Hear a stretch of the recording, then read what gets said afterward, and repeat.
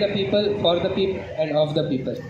We Indians should believe that all the religions follow the path of truth and thereby need to be respected. There should be no intercaste fights among the people of India. Mahatma Gandhi stressed on peace, truth, non-violence and national integration. We are lucky to have a democratic government in our country. Happy International Democracy Day. Thank you.